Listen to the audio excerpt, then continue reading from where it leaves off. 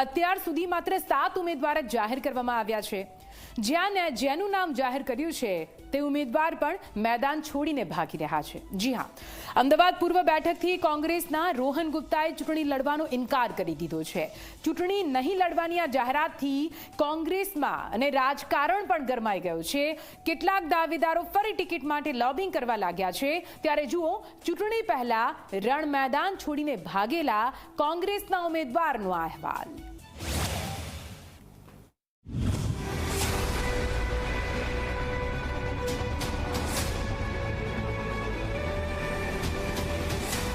કોંગ્રેસે ટિકિટ આપી પરંતુ ઉમેદવારને નથી લડવી ચૂંટણી। નામ જાહેર થઈ ગયું પણ હવે છોડી દીધું મેદાન। કોંગ્રેસે જાહેર કર્યા 7 નામ, તેમાંથી પણ એકે ના પાડી। અમદાવાદ પૂર્વથી રોહન ગુપ્તાએ આપ્યું અંગત કારણ। ટીવી મીડિયાની ડિબેટનો જાણીતો ચહેરો એટલે રોહન ગુપ્તા। કોંગ્રેસના આ યુવા ચહેરાએ પાર્ટીએ અમદાવાદ પૂર્વથી લોકસભા લડવાની તક આપી છે। કોંગ્રેસે જે 7 નામ જાહેર કર્યા તેમાં રોહન ગુપ્તાનું પણ નામ હતું, પરંતુ ટિકિટ જાહેર થયાના થોડા દિવસો બાદ હવે રોહન ગુપ્તા મેદાન છોડીને ભાગતા હોય તેમ ચૂંટણી લડવાનો ઇનકાર કર્યો છે। જો કે તેઓ કારણ પિતાની બીમારીનું આપી રહ્યા છે। પિતાની તબિયત ખરાબ હોવાથી ચૂંટણી લડવાની ના પાડી રહ્યા છે। મારા માટે આ ખૂબ ડિફિકલ્ટ અઘરું ડિસિઝન હતું, પણ ક્યાંક ને ક્યાંક કોઈ વ્યક્તિ પોતાના પિતાને સામે બેભાન જોવે, અનકોન્શિયસ જોવે અને કાલે ઉઠીને કંઈક પણ એમને થયું, મારી આખી જિંદગી મને માફ ના કરી શકે। એટલે માત્ર એ જ કારણથી મને ખૂબ દુઃખ થયું, પણ મારા માટે કાલે આ ડિસિઝન લેવું એટલે મારી જોડે કોઈ ઓપ્શન જ નહોતો, એટલે મારે ગઈકાલે આ ડિસિઝન લેવું। રોહન ગુપ્તાએ અમદાવાદ પૂર્વથી મેદાન છોડ્યું તો કોંગ્રેસની અંદર જ કકળાટ શરૂ થયો છે। કેટલાક કોંગ્રેસી નેતાઓ રોહન ગુપ્તાના નિર્ણય પર સવાલ ઉઠાવી રહ્યા છે, તો ઉઠી રહેલા આ સવાલો પર કોંગ્રેસના નેતાઓને જ ગુપ્તાએ જવાબ આપ્યો હતો અને આડકતરા પોતાની જ પાર્ટીના નેતાઓ પર પ્રહારો કર્યા। હું સેન્સિટિવ માણસ છું। મને કોઈએ એક વોટ્સએપ મોકલ્યો, એક કહેવાતા નેતા જેણે 2002માં પાર્ટીની પથારી ફેરવી નાખી, જેના કારણે પાર્ટી હારી, આજે મને ગદ્દારીના મેસેજ આપે છે। રોહન ગુપ્તાએ ચૂંટણી નહીં લડવા નિર્ણય પર ચારે બાજુથી તેમની પર પ્રહાર થયા તો આક્રમક તેવરમાં તેમણે જણાવ્યું કે મારી વિનમ્રતાને મારી કમજોરી ન સમજવામાં આવે। મને જે પણ જવાબદારી પાર્ટીમાં મળી છે તેને સારી રીતે નિભાવી છે। હાલ મારા પિતાની તબિયત ખરાબ છે તો હું પિતાની સાથે રહેવા માંગુ છું, તેથી ચૂંટણીથી દૂર થઈ રહ્યો છું। તમે જોડે ના ઊભા રહી શકતા હોય તો એટલીસ્ટ માનવતાના ધોરણે જ્યારે હું પાસ થઈ રહ્યો છું, આ પ્રકારના ધંધા ના કરે।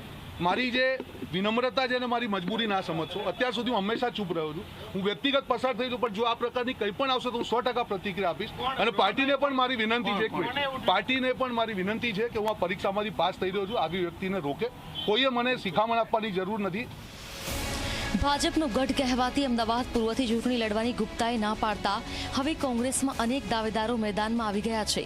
આ દાવેદારોની લોકસભાની લડાઈ લડવાના અભરખા જાગ્યા છે, જેમાં એક તો અમદાવાદ શહેર કોંગ્રેસ પ્રમુખ હિંમતસિંહ પટેલ છે અને બીજા ટીવી ડિબેટનો જાણીતો ચહેરો અમિત નાયક છે। બંને ચૂંટણી લડવાની તૈયારી બતાવી છે। પાર્ટી પાસે ઉમેદવારો છે, કેન્ડિડેટ છે અને પાર્ટી હાઈકમાન્ડ કોઈ આદેશ કરશે તો એ આદેશ તો બધામાં સ્વીકારેલો છે અને નવા ઉમેદવારો પણ છે જે પક્ષને અને લોકોને પણ ગમે એવા છે। એટલે પાર્ટી એ નિર્ણય ઉપર આવશે જે નિર્ણય બધાને સ્વીકાર થશે। જ્યાં પાર્ટીને અમારી જરૂર હોય ત્યાં અમને પૂછવાનું જ ના હોય, પાર્ટી આદેશ જ કરવાનું હોય। હું પ્રદેશનો કાર્યકારી પ્રમુખ હતો અને મને અમદાવાદ શહેર કોંગ્રેસની જવાબદારી સોંપી તો એ પાર્ટીનો હાઈકમાન્ડનો આદેશ હતો। તો પક્ષ મહાન છે, વ્યક્તિ મહાન નથી। પાર્ટીના જે આદેશો હશે બધાને શિરોમાન્ય છે। હું એક કોંગ્રેસનો સૈનિક છું, પક્ષનું મોવડી મંડળને નેતૃત્વ મને યોગ્ય સમજતું હોય તો અમદાવાદ પૂર્વ લોકસભામાં હું પણ પક્ષ તરફથી જો ઉમેદવારી કરાવવાની હોય તો મને ઉમેદવાર તરીકે જો પક્ષ મને સેવાનું માધ્યમનો મોકો આપશે તો હું ચોક્કસ અમદાવાદ પૂર્વના કાર્યકર્તાઓની જનભાગીદારીથી ચૂંટણી લડવાની તૈયારી દર્શાવીશ। રોહન ગુપ્તા નિર્ણય પર પ્રદેશ કોંગ્રેસના પ્રવક્તા મનીષ દોશીએ પ્રતિક્રિયા આપતા કહ્યું છે કે પાર્ટીએ તો તક આપી છે, પરંતુ પિતાની તબિયતના કારણે રોહન ગુપ્તાએ જે પણ નિર્ણય લીધો છે તેના પર પાર્ટી આગળ વિચાર કરશે। પક્ષ સાથે બેઠક કરીને નવા ઉમેદવાર પર મંથન કરાશે। પોતાના ઓફિશિયલ હેન્ડલ ટ્વિટર હેન્ડલ ઉપર કીધું છે કે તેઓ ઉમેદવારી પરત ખેંચે છે।